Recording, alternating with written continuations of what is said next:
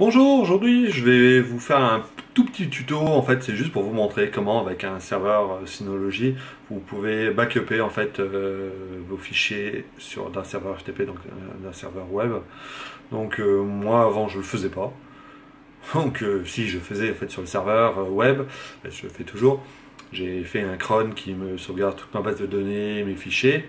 Et ce que je ne faisais pas, c'est que j'avais pas automatisé la récupération des fichiers sur mon NAS. Donc je le faisais moi de temps en temps, mais bon, le disque qui crash du serveur, bah voilà, donc je peux perdre des données.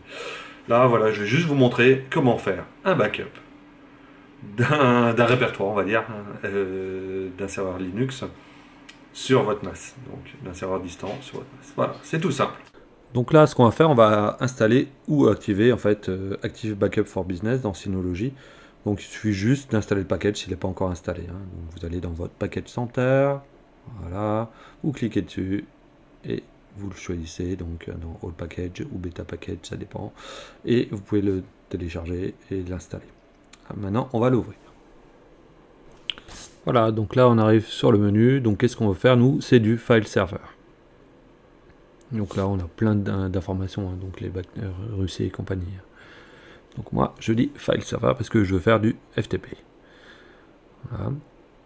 Donc on va dessus. Donc là, j'ai ma dernière tâche. Donc je clique dessus. Donc je fais edit. Voilà.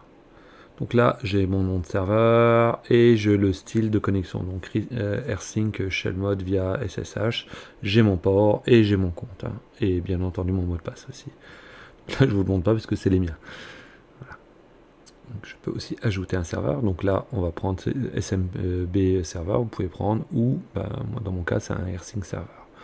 Donc je dois remplir le serveur adresse, donc mon IP ou mon nom de domaine, ça dépend.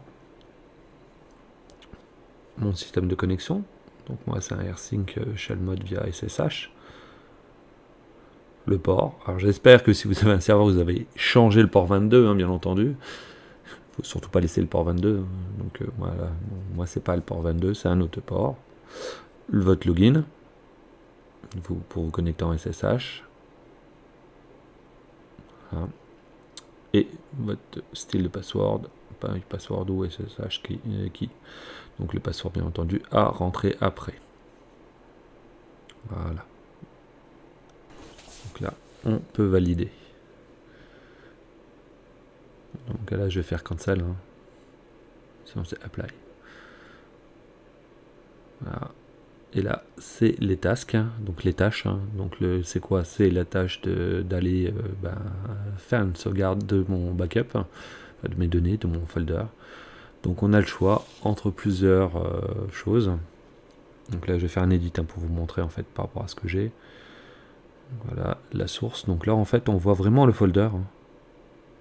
Donc voilà, par exemple, je clique sur Home, je pourrais faire etc, dev, boot, n'importe quoi en fait. Je peux sauvegarder ce que je veux dans le répertoire. Enfin, ou dans des répertoires. Là, on peut choisir les types de fichiers à exclure ou pas. Et voilà, quand est-ce que vous voulez faire des sauvegardes. Donc moi, j'en fais 2 fois par semaine. Pourquoi? Parce qu'en fait, mon cron en fait tourne 2 fois par semaine au niveau de la database et des fichiers. Et là, on peut dire, voilà, qu'est-ce que je veux laisser, 3 mois ou plus. Bon, moi, j'ai choisi 3 mois. Alors là, je vais vous expliquer ce que c'est. Donc, en mode multiversion, donc à chaque lancement de la tâche, en fait, une nouvelle version des modifications de la source est copiée dans son intégralité. Donc, c'est multiversionnel.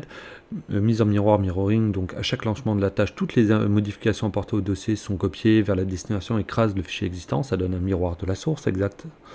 Incrémental, donc à chaque lancement de la tâche, les nouveaux fichiers sources sont ajoutés, modifiés, sont copiés vers la destination, remplacent les fichiers précédents des fichiers. Vous avez vraiment le choix de choisir ce que vous voulez. Moi, j'ai choisi multiversion. Voilà, donc c'est un choix. Vous pouvez faire ce que vous voulez, vous pouvez faire aussi incrémental. Voilà, donc là, je choisis en fait le folder que je veux backuper.